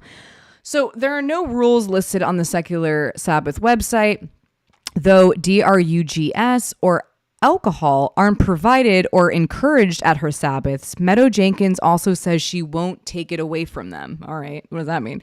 And judging from the pure ecstasy of today's crowd, it wouldn't surprise me if the vibe is pharmaceutically enhanced.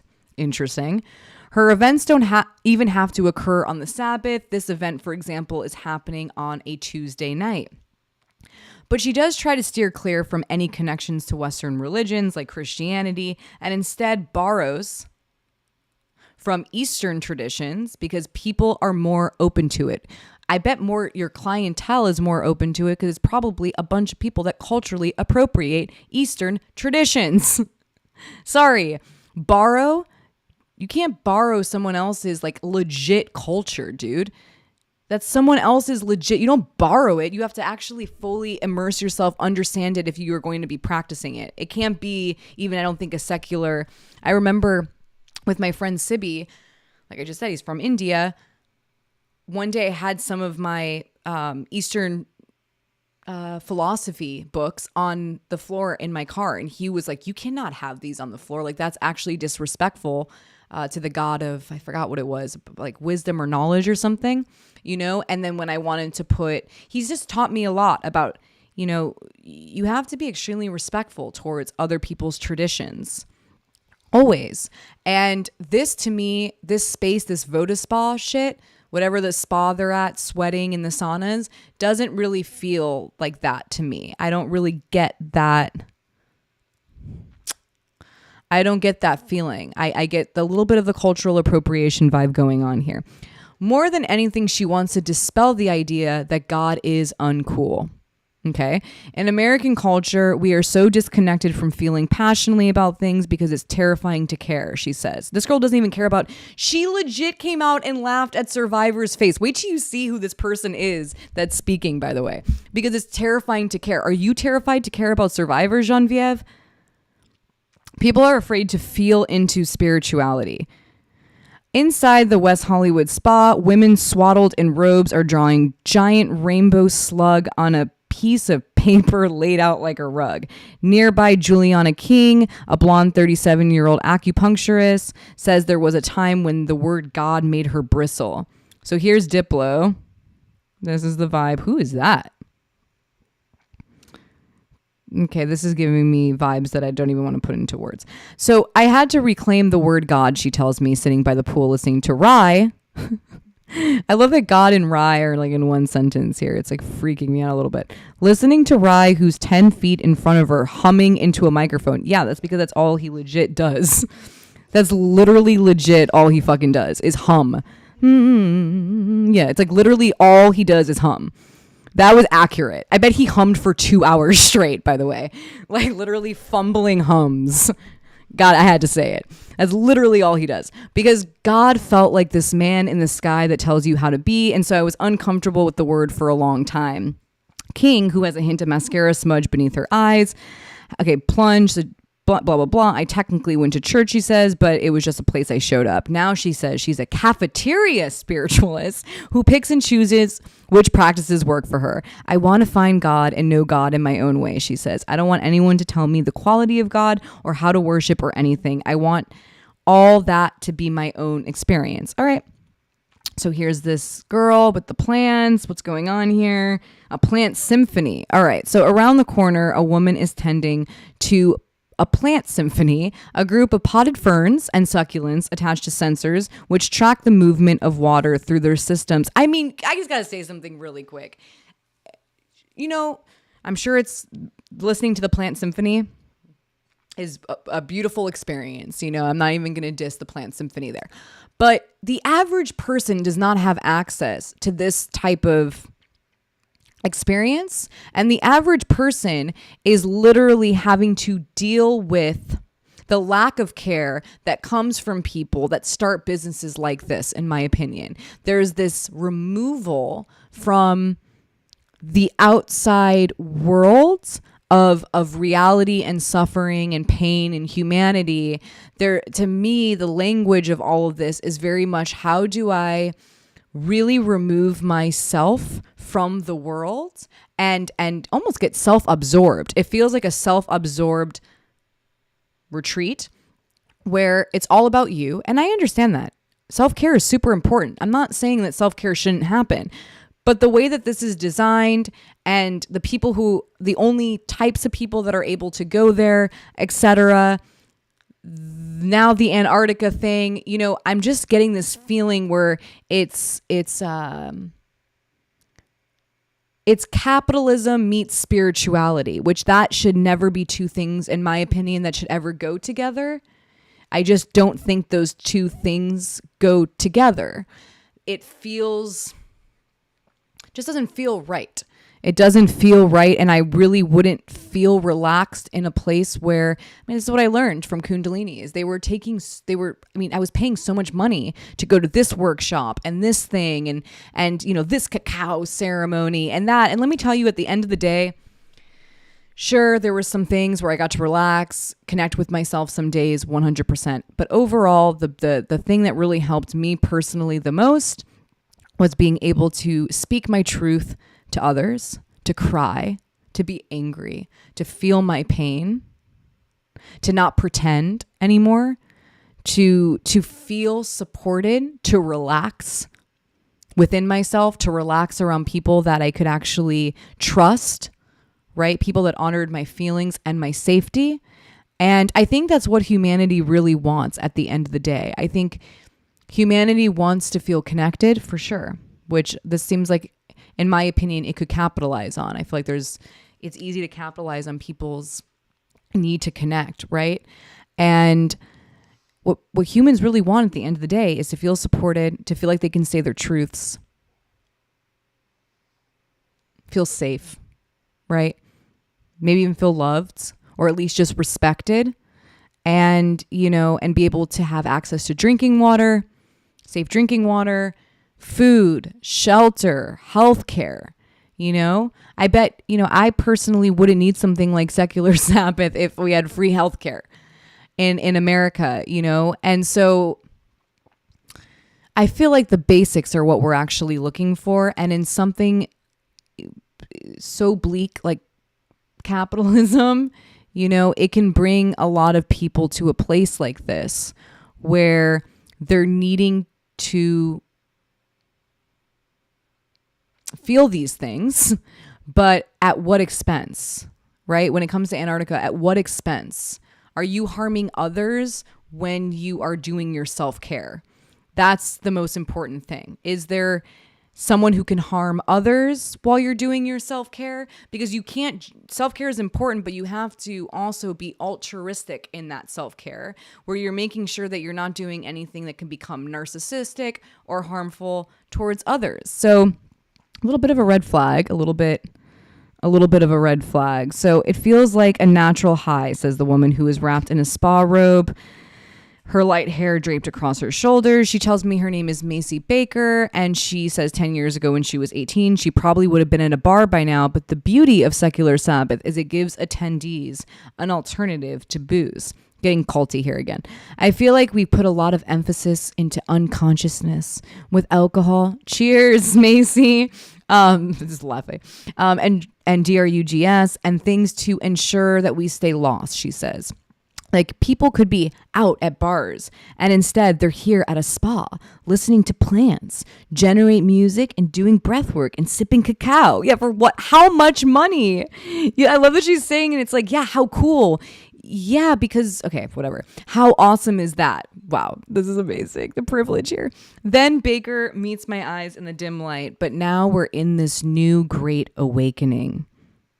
This is the culty vibe. 3 hours into the evening, there's been no mention of God in the official programming. It feels more like Coachella than church. A brunette chases a man into the hot tub asking, "Are you my soulmate?" Wait, I love that this journalist adds that in there. Who is the brunette? Who is the man? And that is absolutely hilarious. That is exactly what I would expect at a place like that. Over in the pool, Scout LaRue Willis is floating atop 6 foam noodles. Wait, here comes Rye again. I can't. Is floating atop 6 foam noodles, meditating with her eyes closed. A crowd in the steam room, led by Rye, is singing variations of one line for 30 minutes. Somebody to love. Dude, it's either humming for 2 hours or saying the same variation of one line for 30 minutes. She really describes him accurately in this. They're all drinking canned waters. Canned water? Aren't cans bad for the environment? Aluminum? Why are they drinking canned water? Why can't they drink, I don't know, glass water? Which one man describes as magic. Well, what the fuck is in the water, dude? Wait, some dude's describing this water as magic. Is it really just water, bro? Is it really just water? The hell? Calling the water magic. Okay. Tamara Rodriguez, a 33-year-old actress who was born in Mexico, watches the scene as she dangles her feet in the water.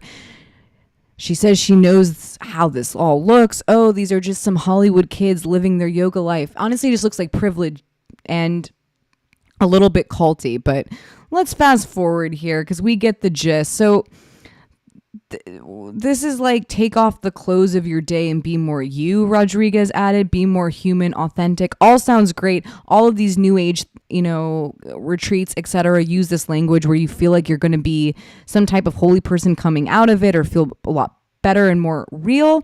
I have found personally through the new age scene that I ended up getting brainwashed into someone I definitely was not. And I felt like my critical mind was stolen from me many times, and I started acting in a hive mind state and not in a critical, no longer with a critical mind, and instead I was in that hive mind state. So this is the people doing the breath work. I guess that's DJ Diablo. Back in the sauna, I'm sitting in the dark on a wooden bench with Diplo, who is still in his khakis, Crocs, and t-shirt. He tells me that he grew up attending an Episcopal church. Actually, I don't even know that. Back home in Daytona Beach, Florida, when he was still known as Thomas Wesley Pence. And even now, at 44, he's 44, and I think Milosh is like 50. He looks to Jesus Christ as an inspiration. Wait, what is he going to say about Jesus Christ? He was a perfect person. He was kind. His ambition was to be the best person you could be. Okay. All right. So Diplo, that's what Diplo feels about Jesus. Chill. Every day is church for me, he tells me. I'm always like at the club. Then he cocks his head to think that is the church because people go there to deal with their problems. He adds, anything that makes you feel like you're celebrating life is a church. Okay, so we get basically the kind of gist of this for $400 and $180. Actually, 400 just for one event. So if someone goes to multiple events, so it'd be like hundreds, maybe $1,000 a year to go to these events with the membership. You get to feel God with Diplo. You get to feel like God with my abuser. And you pay for that experience, and you get to hear Diplo screech like a dolphin, and it is what it is. So I wanted to give you the gist of what Secular Sabbath was, and so you can have your own opinions about this event and if they really are pro wellness or not. But the most important thing about the owner of Secular Sabbath that we're going to get into is this. So, what year was this? 2022 on my birthday, okay? 2022 on my birthday, Genevieve of Secular Sabbath was on a podcast and mentioned me briefly. I think without mentioning my name, but referring to me to the point where you definitely knew who she was talking about, in a way that ruined my birthday. And I really don't think it was a coincidence that it was on my birthday. And the words that she said about me were heartbreaking. And Mika was almost afraid, to tell me what was really going on. It was really triggering, full of victim blaming, but not only about me. It kind of went out of me, and then it was about survivors in general that are coming forward. And so, trigger warning about this, but here we go. This is Genevieve. I call her Genevieve, Genevieve, whatever. Create or fabricate or practice to get to is truly his own. And I think that's why, obviously we've gone through so much in the last 2 years with Okay, so continue. having really bad press. And I don't know about any of it. I literally have no idea. my ex-wife, anyway, me too'd him, and it was bad for us. But I feel like that's what. Wait, can you guys not even hear this? Away from you, they want to Wait, you guys can't even hear this. Can you hear this? And can you see it? Or do you not see it? No, we can't hear it. You can't hear it? No, we just hear it playing off the speaker. No. Wait, shouldn't it be though in my audio right here in desktop audio? I think it's Is it connected? I think it's muted, isn't it? Muted on OBS? No. No, it's not. I mean desktop audio? Yeah. No, it's not. Which is kind of weird. How do I fix it? Oh no, you guys can't hear. Yeah. Wait, I'll be right back. I'm going to do a break so that we can fix this really quickly. So 1 second, 1 second, 1 second. Are you good? I'm good.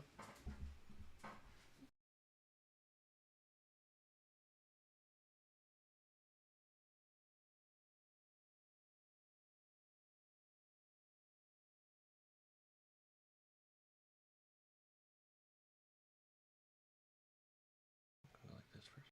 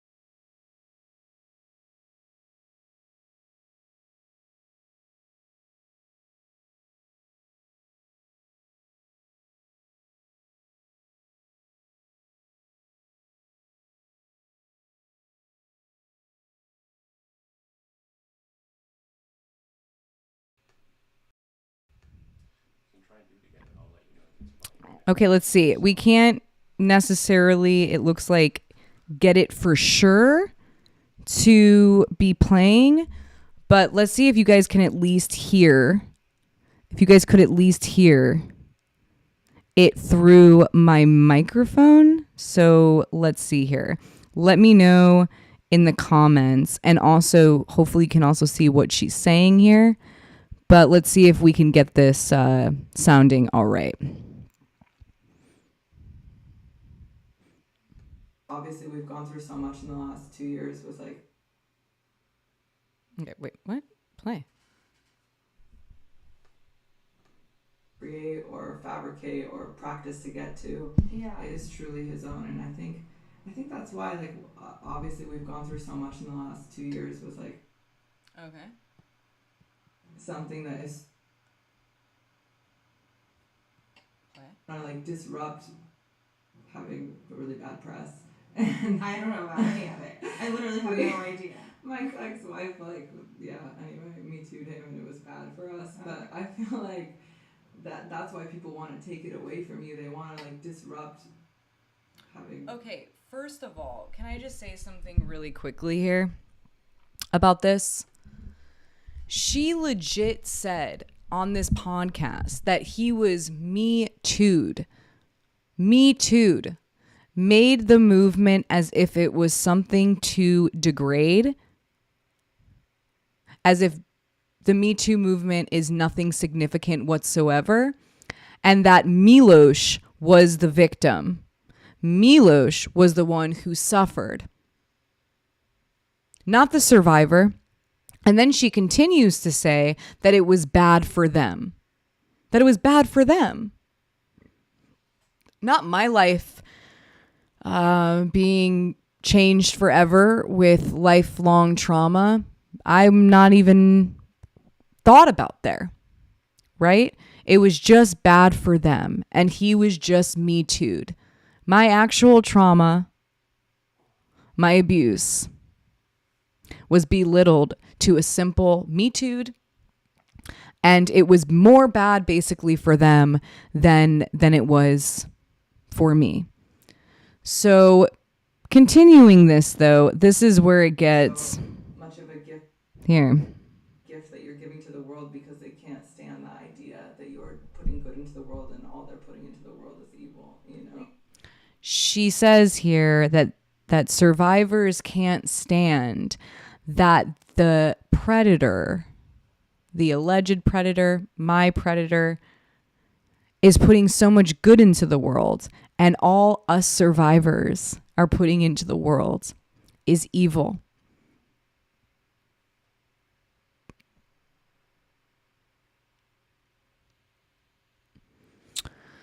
On my birthday. And, you know, the more I think about it, the more I personally do not believe that Genevieve gives a flying fuck about wellness. Because if she cared about wellness, she would be caring about everyone's well-being, everyone's wellness, right? Not just the ones who are giving her $180 annually, $400 here for cacao, $300 here for DIPLO sauna day, right? She would be caring about everyone's well-being. Everyone.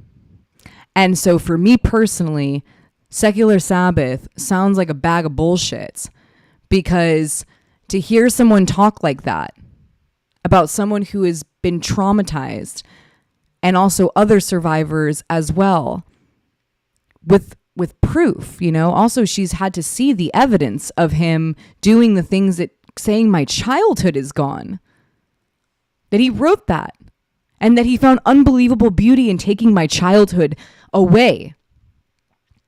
And she has the nerve to say, I'm evil.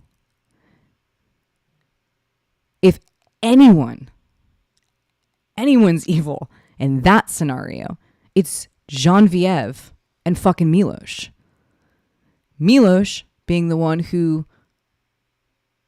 abused me, and Genevieve being the one to say that when I came forward, it was because my abuser has put so much light into the world that I just couldn't handle it.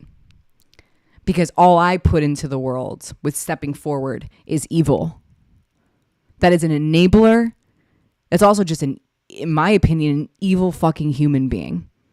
And I never got to really tell Genevieve this. So if she's watching right now, which I'm sure she might end up doing that was so heartbreaking, Genevieve.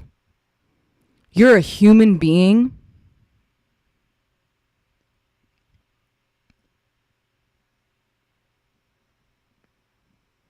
I didn't lie about what had happened to me. And how dare you make it about you and Milosh.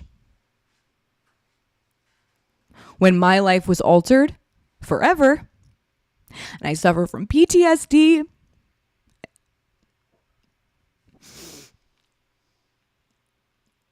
shame on you. You don't give a fuck about wellness, Genevieve. You do not. You don't give a flying fuck about wellness. You don't give a flying fuck about it.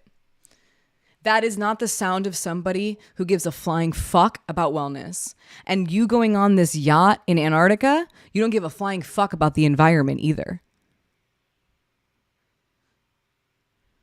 Sorry, I'm like a little bit triggered. So let's move on to this situation. So you don't even really have to hear the audio to this because you can just see what the hell is actually happening.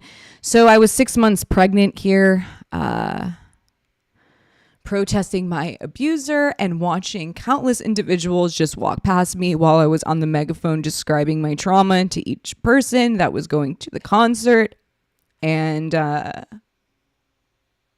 was like literally sobbing out there, like 6 months pregnant. Like what?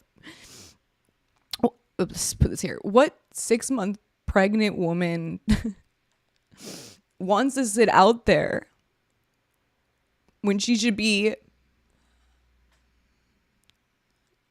in bed or relaxing, pregnant and enjoying her life? And instead, I'm out there trying to seek justice, letting the audience know what kind of individual this person is. So anyways, because Genevieve cares so much about wellness, right? She cares so much about wellness. I guess she decided to come out and share her wellness with the survivors out there that were protesting Rye. And this is what it looks like when Genevieve comes out to spread her wellness to all of the survivors protesting Rye's show. Okay.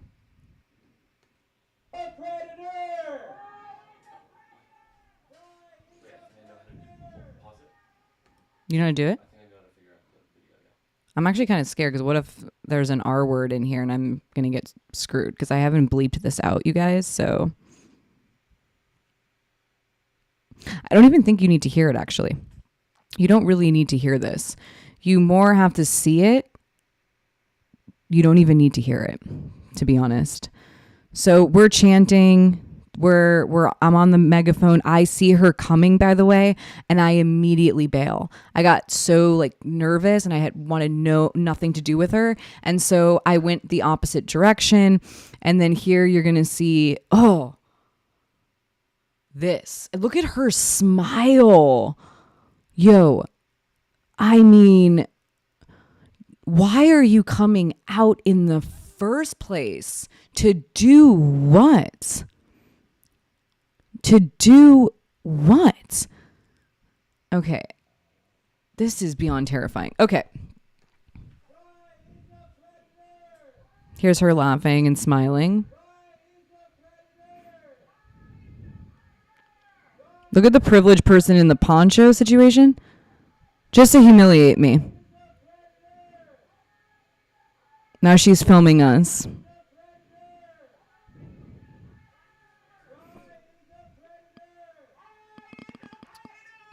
So the bodyguard literally, she's must have a VIP, whatever. And he's even telling her, you have to go inside.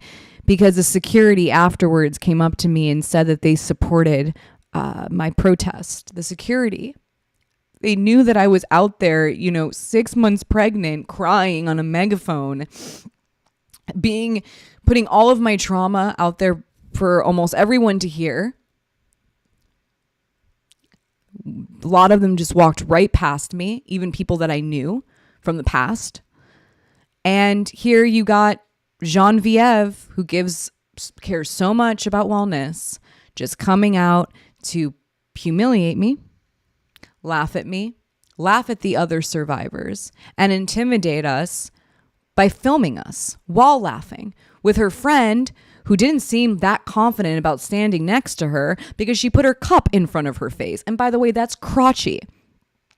That is Krotchy, the person who was hanging out with Kesha, which makes me very, very, very concerned because as you can see, Krotchy was enabling this behavior with Genevieve and also smiling and laughing behind the cup. And so this is who Secular Sabbath is. This is who, Genevieve is. And I'm concerned. I'm deeply concerned for everyone's well-being when it comes to being around Genevieve, just because if they're a survivor, this woman, to me, does not feel the safest, doesn't feel like someone you can really trust as a survivor. And I'm concerned for any survivor that comes into contact with her. Because look at this face here. Just one more time. Look at this. I was literally broomed since the age of 16 with evidence, over 100 pages of an open letter, detail, etc. And look at her smiling at my pain. And if Genevieve's watching, take a hard look in the fucking mirror. Because this is what you feel and seem like, to be quite honest with you. Oh, thank you so much, Mickey. Welcome to the dinner party. Her smile is so scary. Oh my God, Melanie was there. Melanie, you were there. Remember when she came out to laugh? It was horrible. And here she is. I don't know exactly what the outfit too. It feels like a Halloween costume a little bit. So, this is why I was concerned for Kesha. I don't think it's that wild to be concerned for a survivor who's playing a show with this woman and the Milosh. And then there's concerns, obviously, about Diplo with his allegations. She needs to make an informed decision. And I didn't feel like maybe she was being able to make an informed decision. I wasn't sure what she knew. And this video is all about letting her know what I know, and also for others to know about Secular Sabbath, because in my opinion, Secular Sabbath is anti-survivor. And I don't think survivors, I wouldn't feel safe there. I don't feel safe around Genevieve's presence, obviously from that YouTube, and I want survivors to be obviously aware of that so that you can all make an informed decision. If you hear about a Secular Sabbath cacao ceremony party or whatever, that you're able to make an informed decision before going there, because scary, pretty scary.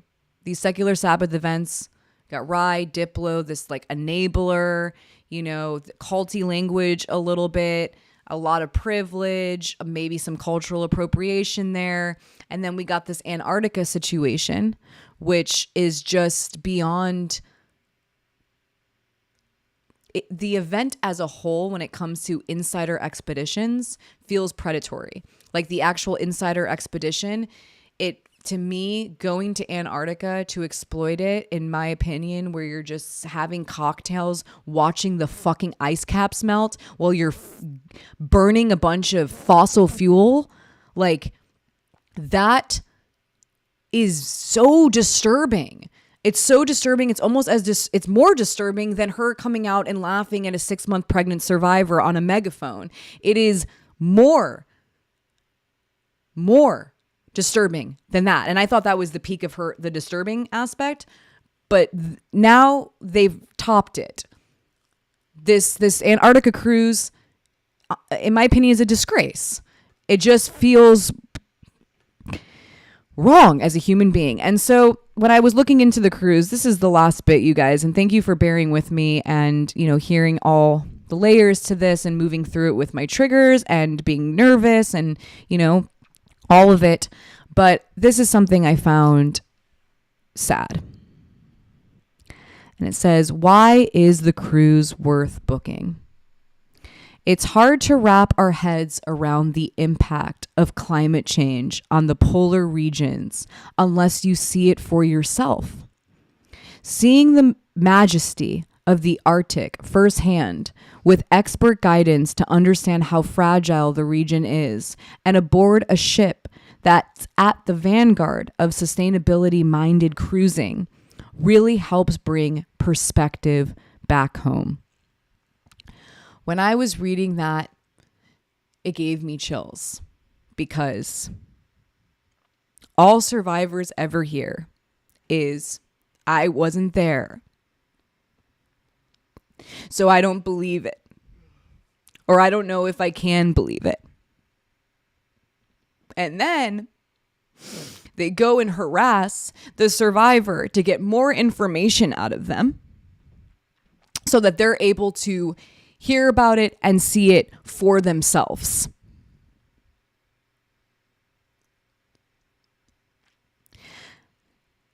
Antarctica is a survivor, and looking into it all on all the different layers in all the different ways. This is a bunch of people having to go and see to believe that climate change is real while sipping on cocktails, spending $30,000 a ticket, wasting a bunch of fossil fuel to believe it. So they have to hurt Antarctica. They have to hurt the earth to believe. And I feel like survivors can really relate to that because I feel that the world is constantly hurting us on their journey to believing us. And so that's personally how I feel about Insider Expedition, how I feel about Secular Sabbath. And I'm really, really hoping that at least my tweet got to Kesha in a loving way, because I really only meant for her to know that, I wanted her to make an informed decision, and I want survivors to be safe. And I'm also human, and I'm going to express my own personal sadness and my own triggers, and I don't really hide those anymore because it didn't ever benefit me. Being silent about my humanness, my pain, never really protected me. And so that is Secular Sabbath, Diplo, KESHA. Wait, who am I? Michael, Milosh, Diplo, KESHA, Krotchy, Genevieve. All of them. That's all of them. That's my brain. Oh, welcome so much. What does it say? Solace Specs. Thank you so much. Welcome to the dinner party. And I honestly want to thank KESHA. If she did read it and feel my pain and believed me, thank you. Because I believe you too, and I went there to go protest for you and a bunch of other survivors. So I really appreciate to feel the exchange of support. And thank you all so much for joining this longer episode, because I had to go into so many different layers. Oh, and I forgot. Today I found out we have 100 members, and that was so amazing to look at that. And so I wanted to say thank you so much to all the members. You guys are the best, honestly, helping me feel supported on this journey, helping make this sustainable. And I just want to say thank you to all the members. I can't believe we're at over 100, and you guys are truly the best. Really. This means the world to me. And if you can and, if you're just watching, subscribe, comment, share the video.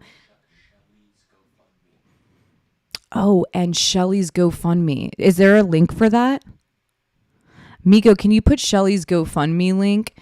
When you go on YouTube, you can find a Diplo video for e-predators, and we have the GoFundMe link in the caption for that video. And Shelly is a survivor who has come forward about allegations against Diplo, and I believe she's the one who currently has a TRO against Diplo, etc. And so if you can, please support her justice journey.